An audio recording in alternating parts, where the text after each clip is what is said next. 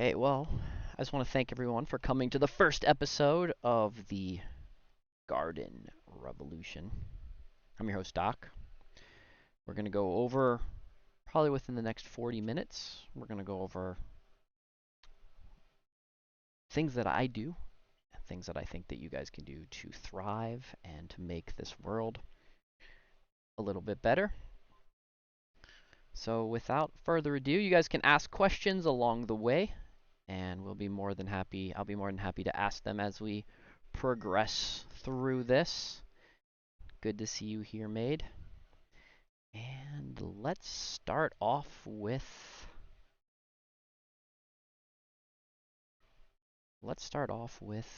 the beginning. So, this is the Garden Revolution. We're unearthing the secrets of sustainable gardening. So the main thing we're going to talk about today is we're going to talk about regenerative farming.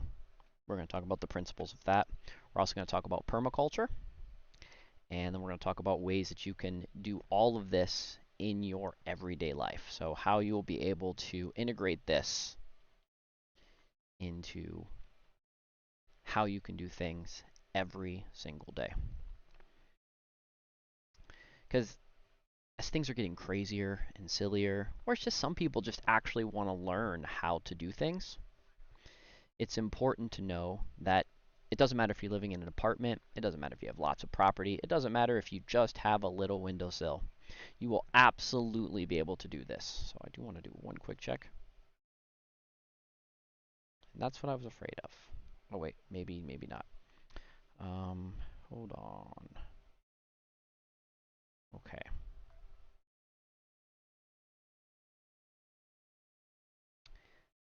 For some reason, it doesn't show my mic showing up. Hello, mic. It looks like it's showing up. I need to check something, guys, because I did not do a sound check ahead of time, like silly me.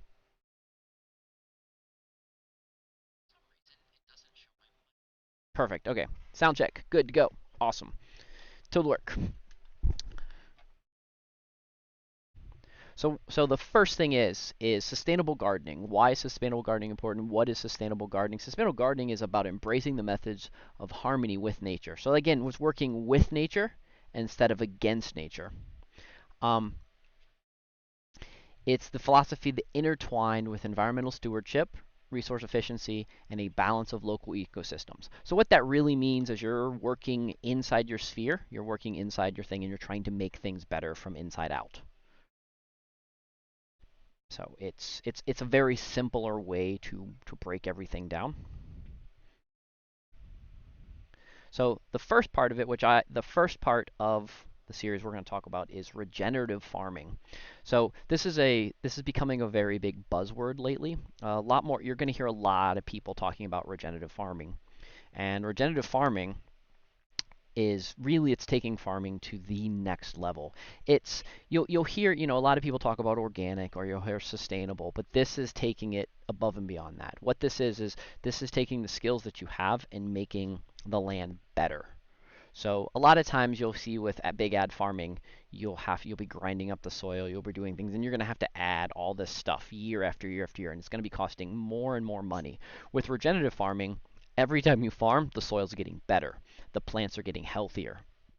It does involve lots of integrations and making things work together, and so that's something we're going to talk about.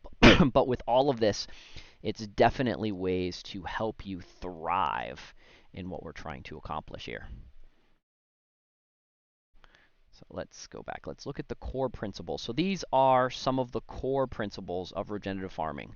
So you're going to be nourishing the soil. You're going to do that things with composting. You're going to be doing that with light till or no tilling, and you're going to be doing that with cover crops. There are other additional ways, and if you've attended some of my classes, or if you're interested in other ways, we'll be talking about those in future classes and recapping that again. But let's just cover what these are real fast. So composting, that's pretty much taking all of your table scraps. That's taking your stuff that you have sitting around.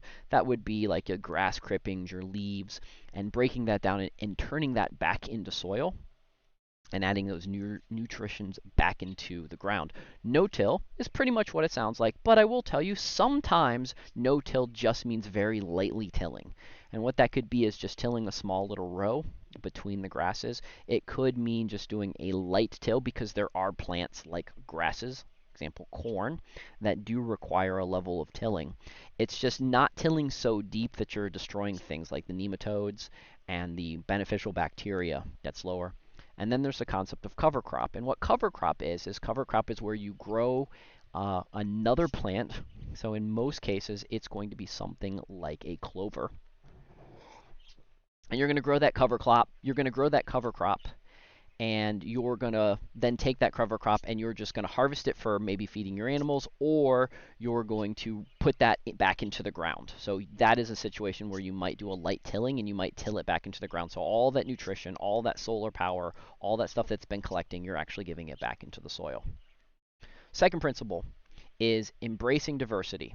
So this isn't like what most people think about embracing diversity. This is finding, so you're not just doing a monoculture, so you're not just growing one boring plant. You're growing tons of stuff. You're finding things you're finding things that can relate to each other. You're mix and matching. So you might start off with an artichoke, or you might start off with just anything that you can think of, and you're also growing other things together in that. The plant I'm thinking that you're going to start off growing with is just not radish. You might start off with a radish, because radishes are a great way to test your soil because they only take between 15 to 30 days depending on what kind of radish in your environment. So you get that radish, and then after that radish you grow something else. Or you might be practicing the three sisters, and that's where you're growing corn and a squash and a bean or a pea together, and they're all working together to make your garden better and growing a lot more in a lot less space. Third important principle of regenerative farming is water wisdom, and that is understanding how important your water is. So that is finding ways like capturing your own rainwater, and then repurposing that good quality rainwater back into your garden. It could be swells. It's a permaculture term. It's being able to slow water down as it passes down mountains and things. The third one could be drip irrigation. So maybe you are in an area where water is very precious, and so it's important to slowly drip that drip irrigation on your plants so that they can get the water that they need, but you don't have to worry so much about the evaporation. Fourth is animals. So this is something that a lot of people maybe don't think about when they have their farm, is adding animals to the mix.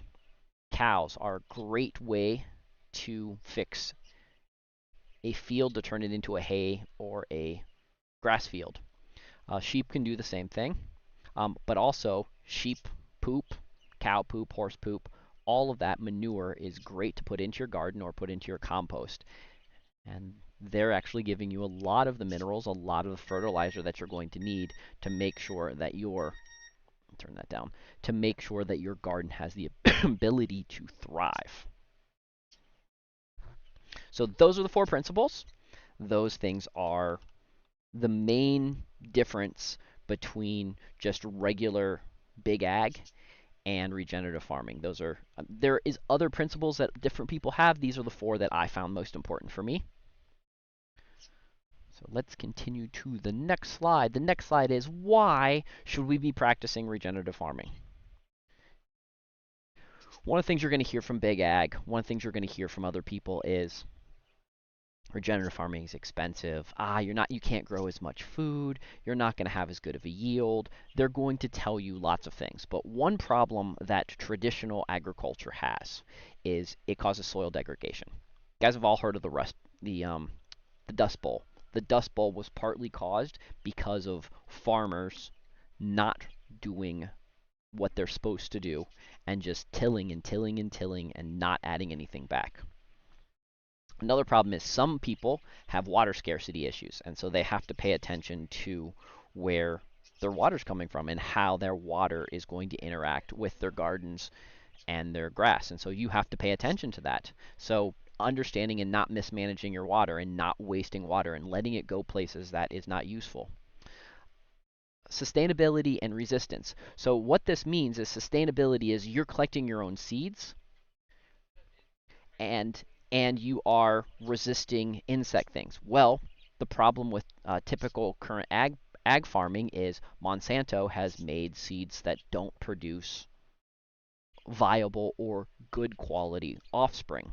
So you're having these plants and you're planting in these plants and you have to spray these particular chemicals to keep these particular bugs off of, and you're just getting trapped in not being sustainable for you. You cannot live because you're spending all of your money giving it to a big ag company, and that's taking your profits away. Because I don't know if any of you guys know anything about farming, but it's not the cheapest to do, and if you're trying to make a living at it, everybody wants a cut, and you're the bottom on the totem pole, and they want to give you the cut last.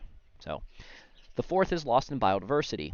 So what we do is if we all switch and are just growing the same kind of seeds, the same kind of plants, we're going to lose diversity. Hence the reason why with tomato plants, a lot of people thrive and strive to try to get the heirloom potatoes, because there's nice diversity. There is so many good diversity of potatoes. But the thing is we used to have that same diversity in a lot of plants. There used to be lots of different types of eggplants, lots of different types of broccoli, lots of different types of cauliflower. Now, luckily, things like some of the cauliflower are starting to come back. You're starting to see the yellow, you're starting to see the pink, you're starting to see some of the other colors of cauliflowers coming back. How regenerative farming rocks is because it solves a lot of those problems. One of the ways it solves it is by practicing light or no tilling. Is that you're not really disturbing the soil. The soil doesn't get tilled up in the fall, so it has time to rest over the winter. It can grow things. It can build in that nice mycelia. It can have the nematodes on there. It can add those minerals. It can keep some of the old root systems that are still there, and it can stay intact. Uh, the cover crops. The cover crops are just putting a lot of the good stuff that the sun has back into the soil, and a lot of those plants, as they die off, it's kind of a natural way to fertilize back into your garden. There is organic matter. That's pretty much your compost. There's your crop rotation. That's knowing what to grow when. So let's just say that you do have to do a monoculture.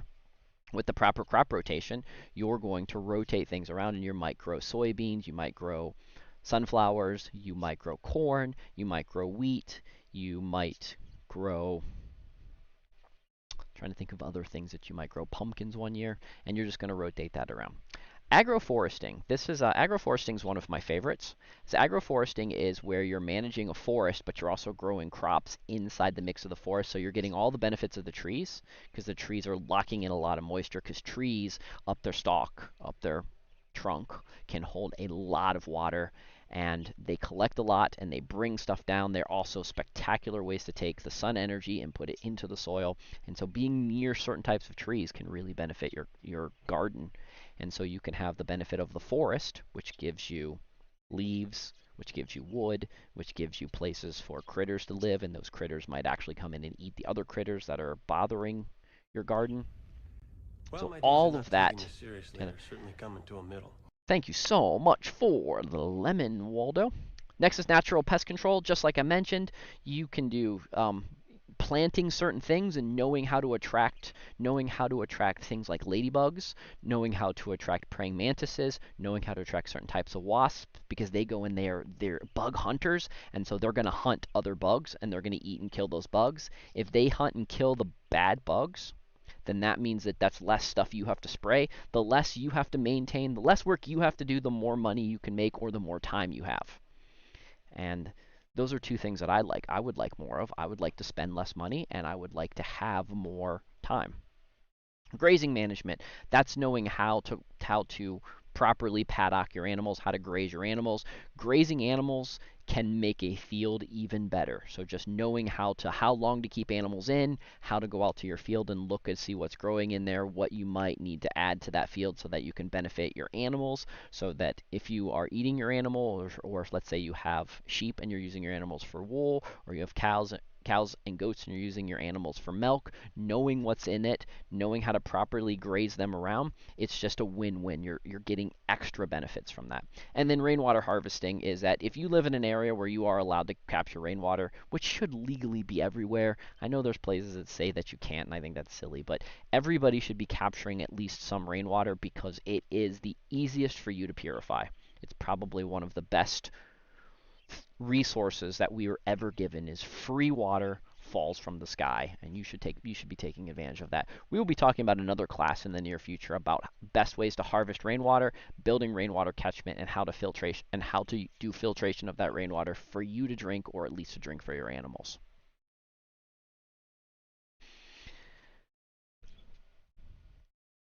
So let's talk about some regenerative farming in the real world. So this can literally be from you doing something small in your own backyard, having your own little garden plots, and you just rotating your own garden plots. Or this could be something that if you have an orchard or you're starting to get bigger, that you can start integrating into your farm. This is a homesteader. This is a great option. You really should be thinking about going this direction because it's going to save you money because you are using less synthetic things. You're using less outputs from away. The less outputs you use away, the more you have control of what happens on your farm. Also, if you're using in-farm inputs, then that means that it's costing you less money because you don't have to go pick those inputs up, and you're probably making those inputs, or some of those inputs could even be a waste product that you're repurposing for other things. So now we're going to talk a little bit about permaculture and how permaculture plays a role in all of this, and why I suggest, if you are new to permaculture, we're going to do a really little conversation about permaculture here. We're just going to go through the principles and the ethics, but permaculture is something I highly suggest looking into. It's not, as hippy dippy or as crazy as people think it is. It's really, the approach is permanent agriculture mixed with permanent culture, and understanding that what you're doing is you're planning on keeping this style of gardening, this style of living for an extended period of time, usually multi-generational. And the idea is you're working with nature instead of against it. You're trying to find how Mother Nature has found a way to do something better than you know how to do.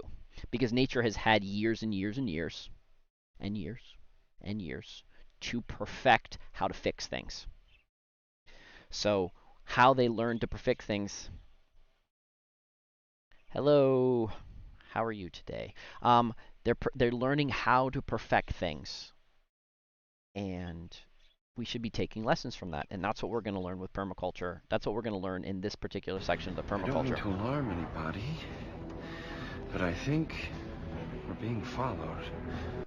Thank you for the follow, very much appreciated.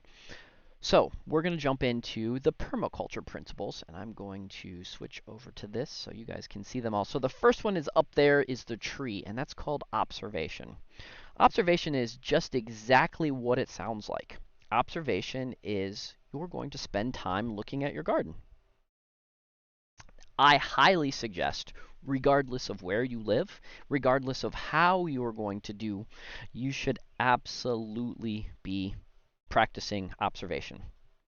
I would take notes so that you can see how things change. You can get ideas of where the sun falls. You can get what kind of weeds pop up. You can get what kind of animals you see go in your yard. You can follow where the deer paths are, and maybe you don't plant corn right along where the deer paths are.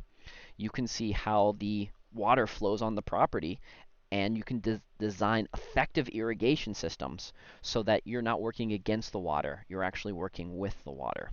So that's this one right up here. That is observation. That is the first principle. The second principle is this one right here. It's catch and store energy. So this could be something as simple as making hay while the sun is shining. This could be putting solar panels. This could be putting wind turbines. This really could even just be growing your own garden. And I know that, well, how does that catch and store energy? You're letting the sun and the soil create something for you, and then you're catching and storing that. And that leads us right into obtain a yield. And obtaining a yield is one of the most important principles in permaculture. And what that means is all the work you're doing, you can't work on an empty stomach. So you should be getting some reward for the work that you're doing. And that's getting a yield. That could be growing your own vegetables. That could be reducing your energy bill by capturing solar panels. That could be having chickens and getting the pleasure out of the chicken, and you just feel better. So feelings can also be yields. But most of the time when you hear about yields, most of the time we're referring to something that you're getting in return. That one's pretty, I think you guys understand that. The fourth one, and that's this one right here with the world, is apply self-regulation and accept feedback. So an interesting quote with this one is, the sins of the father are visited on the children of the seventh generation. So what that means is you should be doing the very best. Let me repeat that again. You should be doing the very best you can, because as you create, as you're the steward of your land and you're creating this land and you're making it better and more productive, you're also making sure that this is better and more productive for future generations. Maybe they're your children. Maybe they're the people that end up moving into your property long after you're gone. But you should be trying to increase the value, increase the benefit, increase everything good about your land. Because as this says, the sins reflect back. Doing one little bad thing, and trust me, I know I've done some silly, ridiculous things on my property that are just a lot of work, and some stuff that will probably be multi-generational back that they'll have to fix. And so that a good way to look at this is just kind of reducing your personal waste. The next is right here. This is use and value renewable resources. What this is let nature take its course. So what that means is set up a compost bin. Nature knows what the soil needs. Of course, you should be doing a little research on your soil, of course, but nature knows what your soil needs, and you can start composting things back. You can start adding things back into your soil by not having to go out and buy toxic chemicals, but by getting the right things, crushed up limestone. It all depends on what your soil needs, and of course you can do research, and we'll talk a little bit about that as we progress a little later, but you can be making your soil better by something as simple as composting. And so that's kind of what that means, is finding ways to use the resources that you have and value them. So if you've got good quality water, try to value that water. Do not pollute that water, is probably a better way to put it. The next one is produce no waste. Waste not, want not. This is an interesting one because this is a concept that we don't think about that often, but you should figure out a way to do the very best where you produce no waste. I think it's really fun to try to repurpose as much stuff as I can. So a lot of times, if I or someone I know maybe drinks a Gatorade bottle, I will repurpose that Gatorade bottle for a micro greenhouse. I'll poke holes in the bottom, I'll cut the lid halfway off so it can flop up, I'll plant some stuff in there, I'll plant some seeds, I'll seal it back, and I have a micro greenhouse that I can kind of control the environment with. And I'll use that as many times as I possibly can. And that's one example. Old paper, old newspaper, old things of that sort. Um, those are all ways to be able to utilize, like Amazon boxes. Interesting thing about Amazon boxes is the ink they use on Amazon boxes is soy based. So actually you can compost, or even better, you can grow potatoes in your Amazon box. Just take the top of the Amazon box off, fill it with dirt, and put your potatoes in it. A great way, that is a wonderful, great way to reuse something simple like that. Made asked the question, how do you get around having to buy costly tools? We will address that question in just a few minutes. Let's go on to the next. So,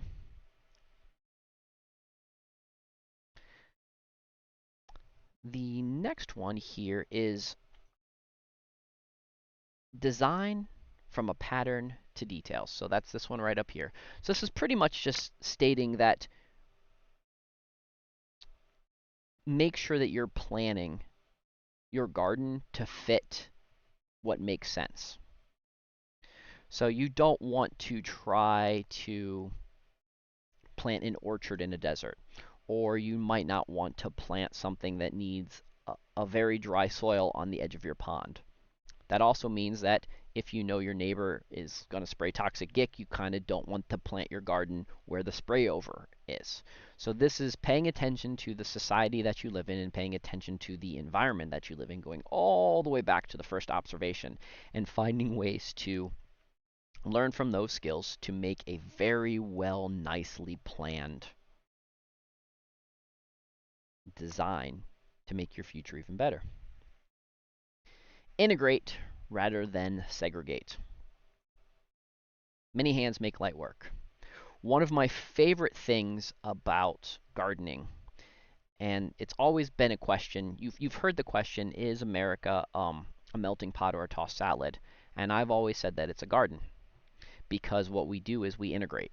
We take the best of other cultures, we take the best of the best. We also take some of the worst of the worst, but we'll talk about that as too. But we take some of the best of best and we integrate them and we make things better. Well, that's the same thing a garden does. There are plants that you don't realize work well with other plants. Now, there are some plants that don't work well with other plants, but you don't even have to segregate those. Those you can find ways to move to another part of your garden, and those things are definitely going to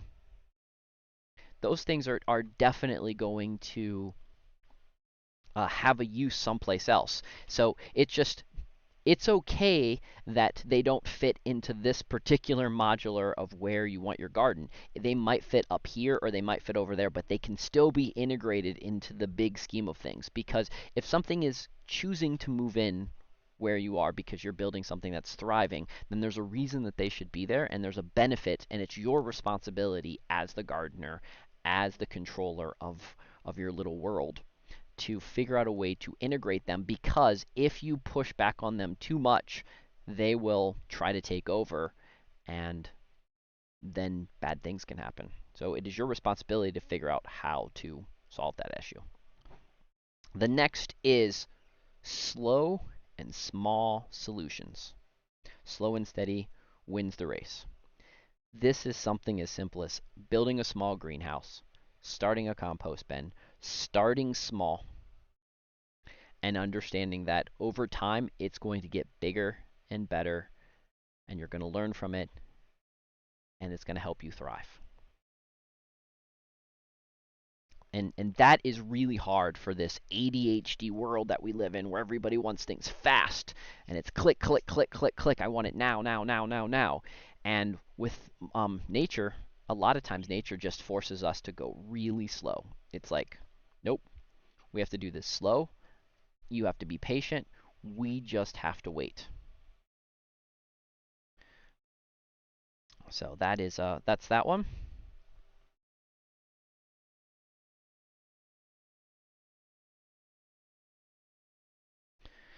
Next one is right here with the butterfly. Use and value diversity.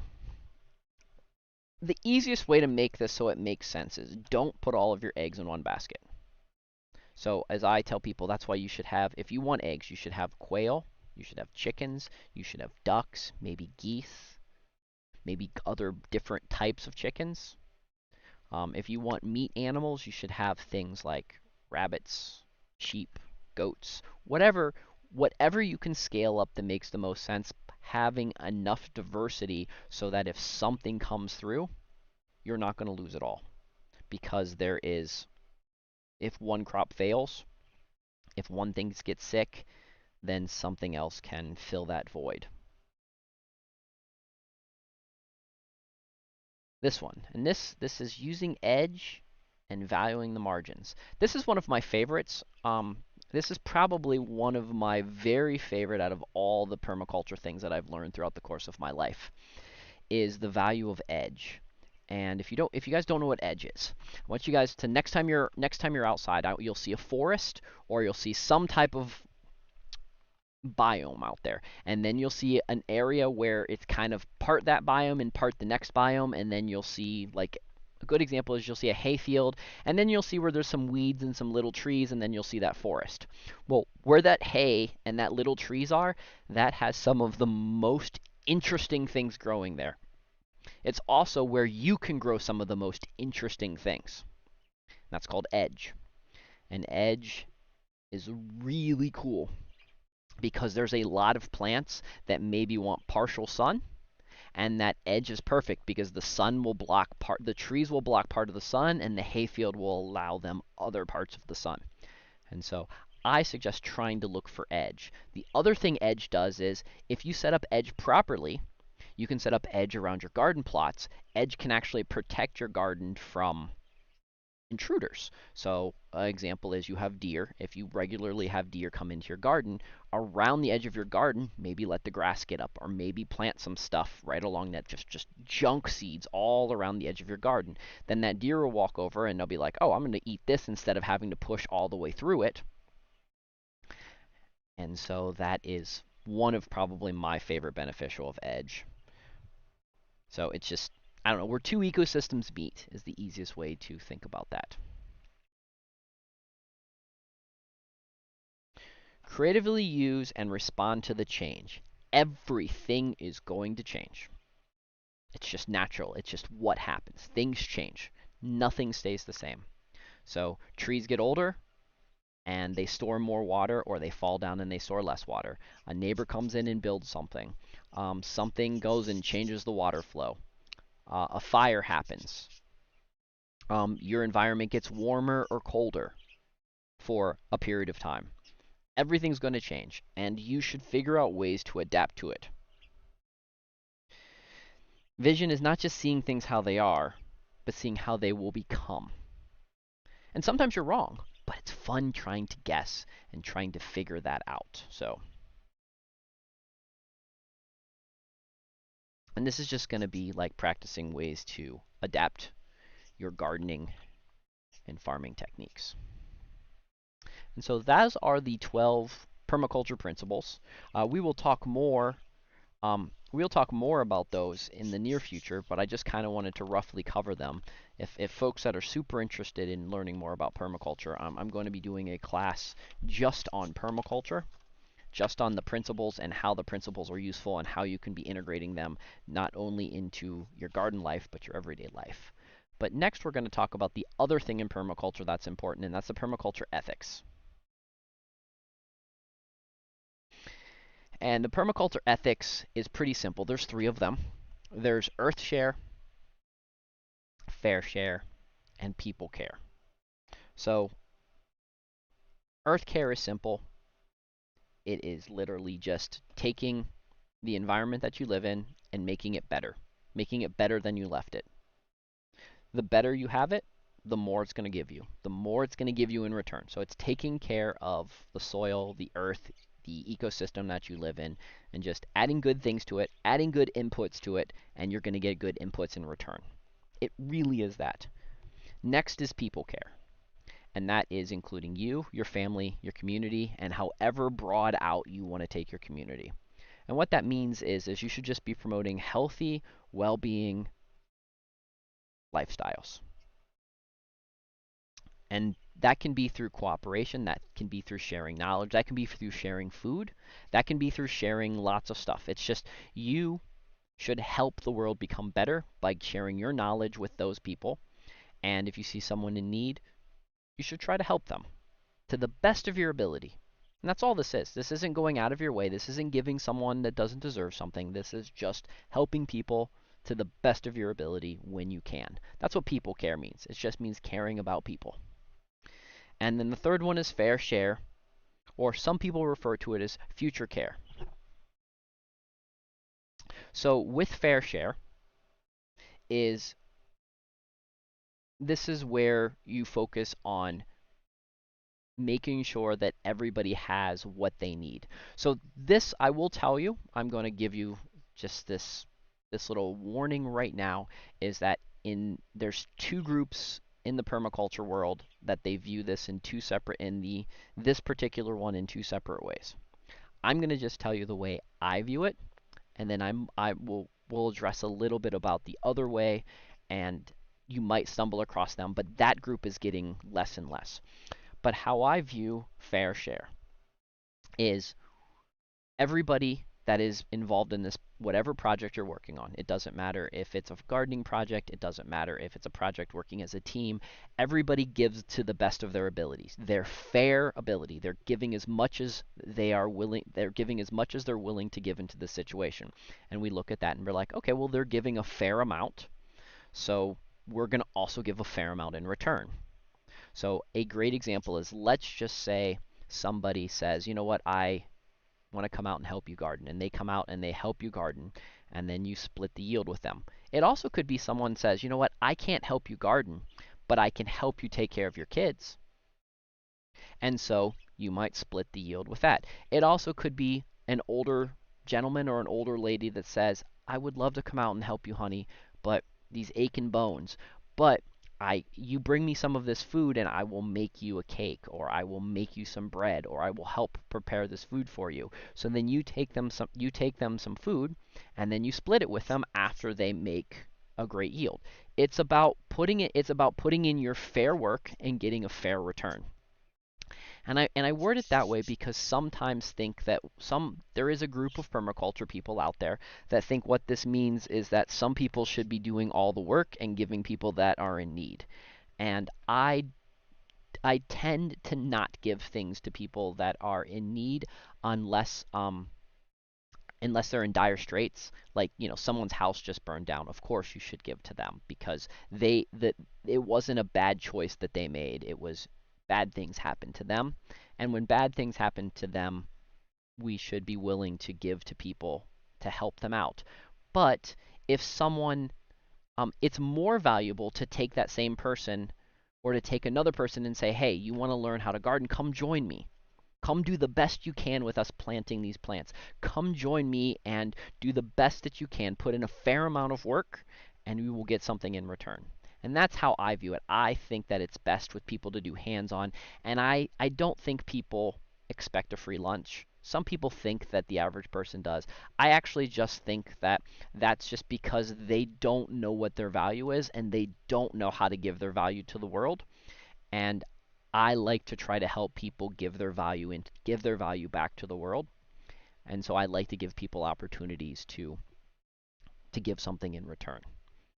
And of course, there are always going to be people that are just broken because we live in a broken society, and those broken people are going to try to break the system. But that is why we have principles and ethics to work around that. And if someone's just really not fitting in with the community, then you find other ways to deal with that.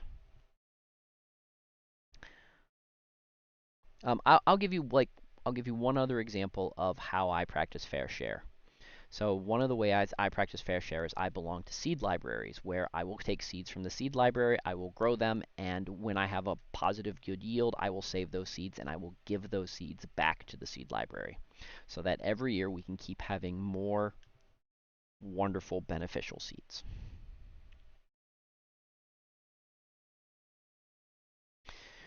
Permaculture in your backyard. So we're going to talk about how little things that you can do right now to have permaculture in your backyard. First is any type of vertical growing. Anytime you can grow up instead of out, you can ample the space. So growing up the fence line. So with this, you can just see that is just like a little fence, and they are just growing a bunch of plants on the fence. Sometimes it's as simple as that, just growing up.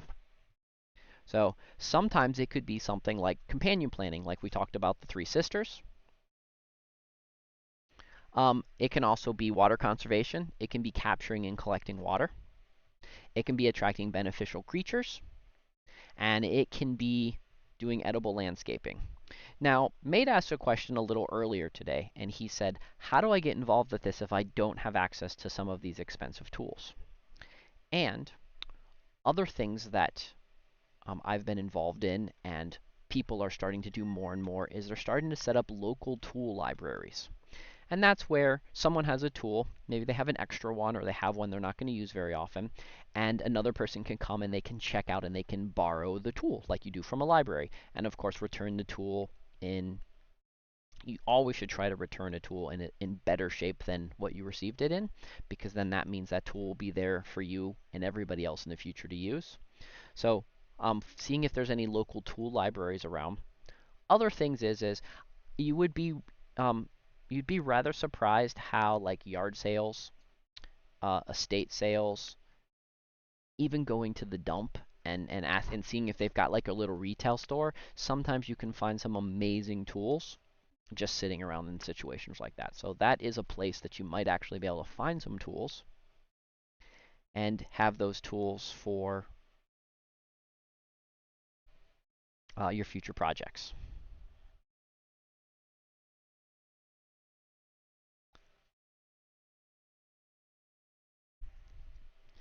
Getting started with your garden. So let's say that you are at the beginning of your garden adventure. Just like day one, 2024, I'm going to start my garden, Doc. We're going to start this year. So, so it doesn't matter if you've got a big backyard, if you've got just a little porch, it's a perfect time to start. Maybe it's your windowsill. That is all great places. Those are all going to be great places to start. Because if you just grow one tomato plant, just one simple tomato plant, it'll help you learn a lesson on how to grow it next year. And you might be able to get with that single tomato plant, you might be able to do everything for free. Let me give you an example how you can do that one tomato plant for free. So let's say that you bought a tomato. Okay, there's seeds in there. Those seeds want to make more tomatoes because tomato seeds like to make more tomatoes. They really like that. Let's say that you got some dirt in your backyard. You don't know what kind of dirt it is, you just know it's dirt. Go get some of that dirt, mix it in with some other things. It's good to mix in some leaves. It's good to mix in anything else that you can mix in with this dirt. And we're talking basic baseline. And let's just say you're going to start off with a little box, just a little small Amazon box. You're going to some dirt in your Amazon box, and you're going to take that and you're going to take some of that seeds. And let's just say, but Doc, I don't know how to collect seeds. Fine, fine, fine. Don't worry about that. Take a slice of that tomato. Take one slice of that tomato, and you'll flip it to the side. Slice it sideways, and you'll see that you'll look up, and it'll be a sunshine, and you'll see a sunshine circle of seeds. Take that sunshine circle of seeds, put that into your box with some dirt, sprinkle some dirt on top of it, put that in your windowsill. I do suggest putting a plastic or metal plate or some type of plate underneath that box so that the water doesn't leak anywhere. And then pour a little bit of water in that and keep that in your windowsill. And you can grow tomatoes for virtually free. I mean, it's not free because you did have to buy that tomato, or you did lose one slice of your tomato. If you can't afford tomatoes, see if your local community has a seed library. See if you know anybody that has any extra seeds that they're willing to give you. But it can be as simple as that. Just starting off with that is something that I think every one of you can do, and every one of you should do it. And if you've got children or you've got grandchildren, this is a great thing to start off with your children. Have them reconnect on where their food comes from, because we are so separated, we are so disconnected from our food. It's a good idea to get reconnected with our food.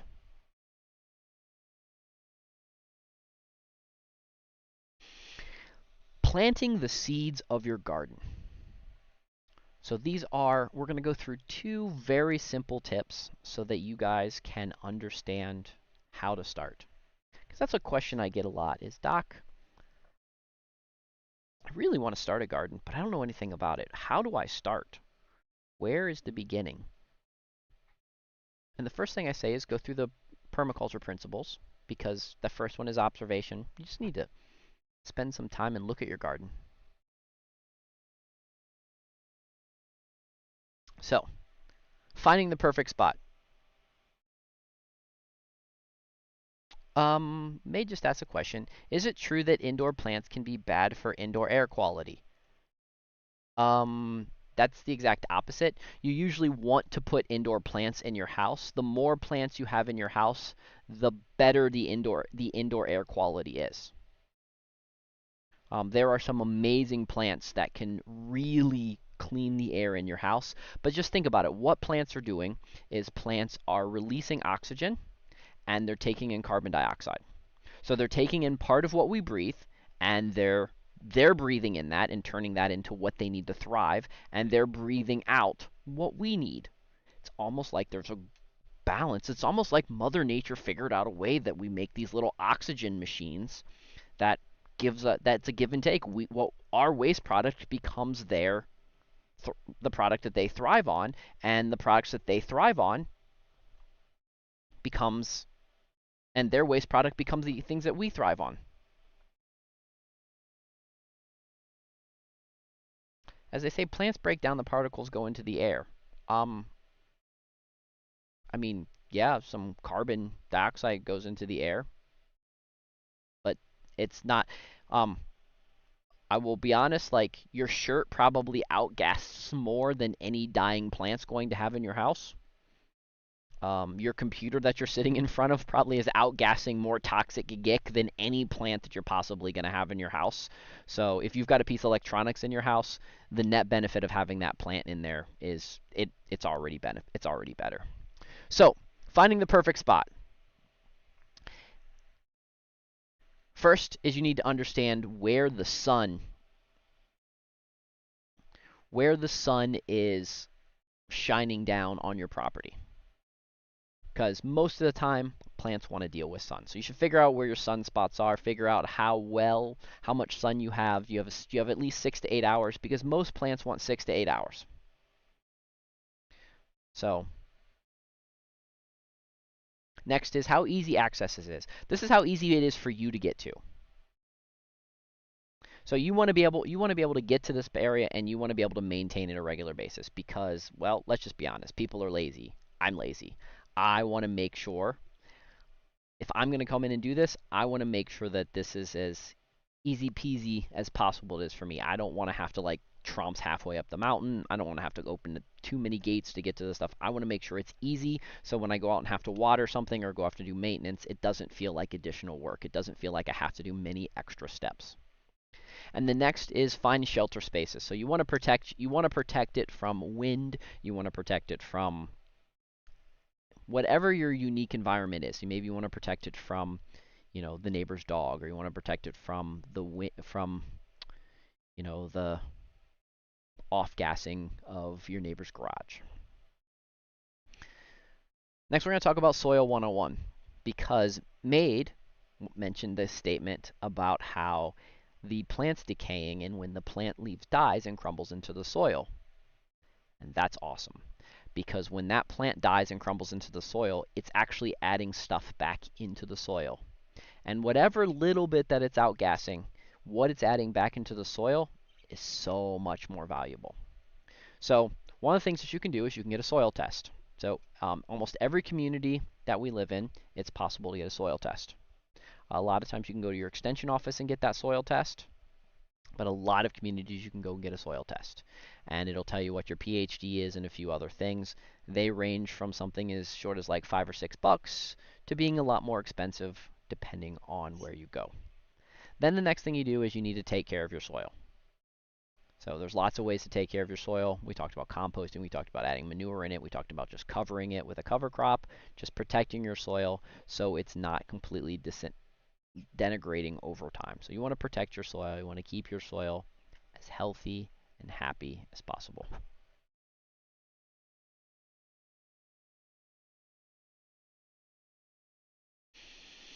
These are some of the essentials in embracing sustainable gardening. So you want to start small. Don't get overwhelmed. Don't start too many projects. I need to remind myself this because I am absolutely horrible. I like to start big projects. I have grandioso ideas. I need to remember, even me, I have to start small. Next, focus on companion planting. There is some awesome plants that work very well together. They help each other. They attract insects that attack the bad insects. Companion planting like the Three Sisters method. Awesome. And that's just one of the methods. It's just probably the most common method, but it is really only one of the method. Next is using organic pest control. Personally, I think things like using high octane alcohol or using vinegar or salt water or even using other animals to offset that is very good. Sometimes you need to use like pine tar to protect a tree that's been damaged by bugs and such like that. There is different things that you can use, but try to use stuff as close to what nature has to offer and what nature can break down. Now, don't get me wrong, there is some important, like arsenic is organic, and arsenic is not necessarily good for you. So do keep that in mind. So next is composting. Um, you should be composting. I think everybody should be composting. Composting is literally one of the easiest things that you can do. You can set up a little compost in your backyard. By composting, you're getting free soil. Plus, you're not putting good stuff into the landfill. So next is water management. That is catching rainwater. That's putting filtration on maybe some of your water. That could even be setting up an irrigation system, just properly watering your plants, giving your plants all of the water that they need to thrive. Last on this list is mastering mulching. I love mulching. I think you should be using mulching whenever possible. Sometimes you can use cardboard boxes. Like this time, well, in this fall, I put a bunch of cardboard boxes down to kill the plants, but it also helps mulch stuff back in through the spring. Sometimes I'll pull those up. Sometimes I'll just plant between the cardboard boxes and such like that. So awesome, very good thing to do. You can use mulch, like you can use newspaper, you can use cardboard, you can get people to do tree, you can do the back to Eden method, you can use straw, you can use hay, lots of stuff that you can use for mulching. If you really have mulching questions, we can have a conversation about that. We can also have another class just solely on mulching. Okay, next you're going to ask me though, Doc, these are great ideas. I'm new to this.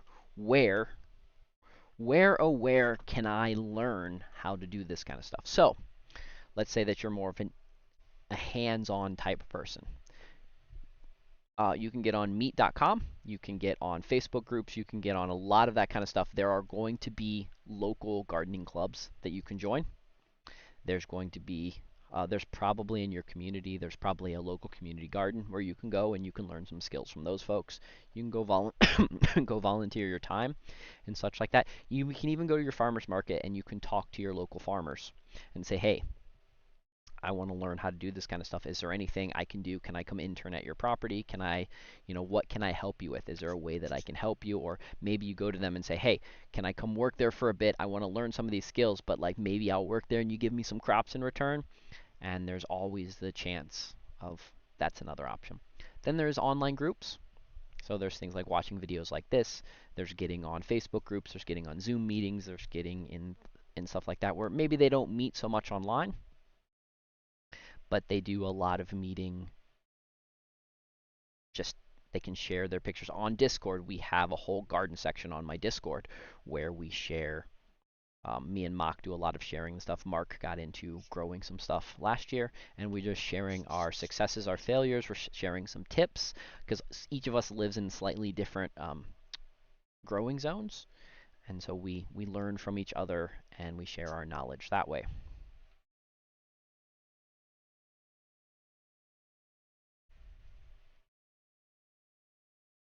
So next, you might be wondering, okay, but I'd like to learn from you, Doc. I just would like to learn from you. You're pretty cool. So if you are here in Southern West Virginia, in Bluefield at the Craft Memorial Library, I actually do a sustainable garden series. I teach 10 classes a year at there. I teach a few classes here at the grounds of Mavis Manor, and I'm going to try to teach a class or two at the Camp Creek State Park. So this all deals with my 501c3, where the Mavis Institute, where the whole purpose of my 501c3 is to teach people how to start gardening. I'm kind of your kindergarten of gardening. So if you happen to be in the area, you can go to visit my website. My website is themavispharmacy.com. You'll be able to see on there excuse me, my calendar will show up on there very soon because I haven't scheduled all my classes yet. My calendar will show up there, and you'll be able to see when and where I'm teaching classes and be able to talk to me in IRL and attend one of my classes. But let's say that you're just like, okay, Doc, but do you have online classes? and I do. So I'm doing things like this particular class that we're in right now. I am building up a more library. I'm going to make a lot more of my private videos available again. So folks that actually want to be able to see some of the other ones, I'm remastering some of them. I'm actually redoing some of the classes. So on this list right here, you'll also see that we have a Discord channel. A lot of us get on there and we talk about Discord stuff. We talk about, on the Discord, we talk about gardening stuff. We talk about other things as well, but we talk about gardening stuff. We talk about ways to thrive. Um, there will be links in the mavispharmacy.com page. There'll be links to some more of the classes as I build a bigger library, as I get classes more tweaked, because I had some issues with some of my classes. They just didn't flow the way I like them to flow. So there'll be classes there. Then you can also get a hold of me personally, and you can see my email is mavispharmacy@gmail.com. You can get a hold of me personally. We can talk about me being your garden coach and helping you customize your garden, helping you learn how to make your garden better and thrive.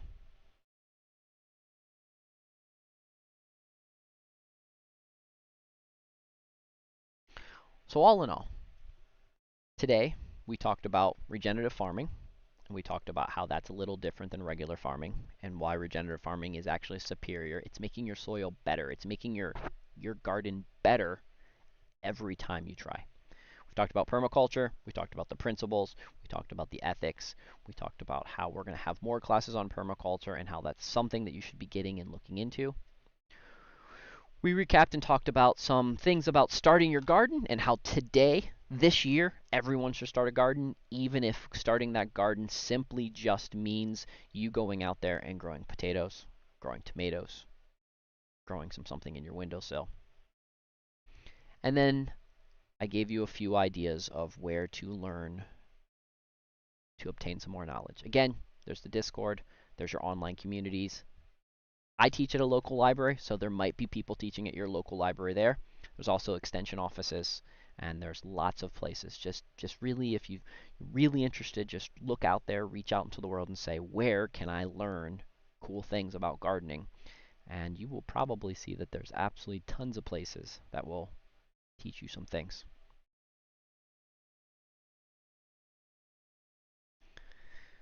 So I want to thank you guys all for joining me today. I'll be doing more of these. I'll probably be trying to do one every Tuesday night. So they'll be roughly like this one was, roughly about an hour long. You guys can.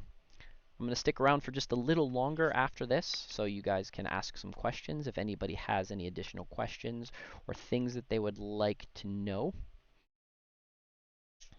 or things that they would just things that are interested. Maybe you want to know more about a particular thing in permaculture, or you want to know more about what my next classes are going to be, which don't ask me that because I have no idea what my next class is going to be yet. Because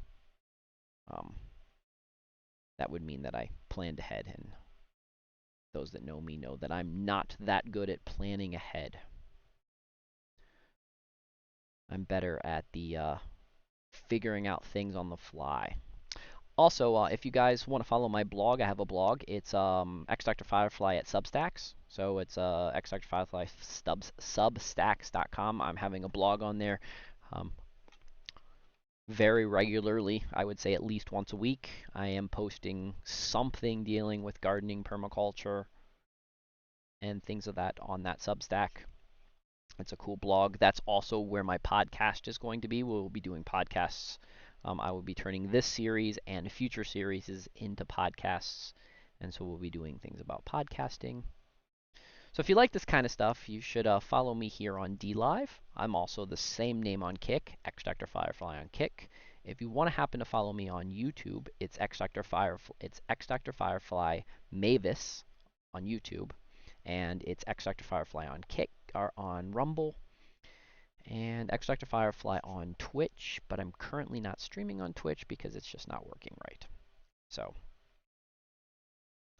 And again, you can visit my Discord and come hang out with me and such like that. So, to the folks on YouTube, I'm going to bid adieu.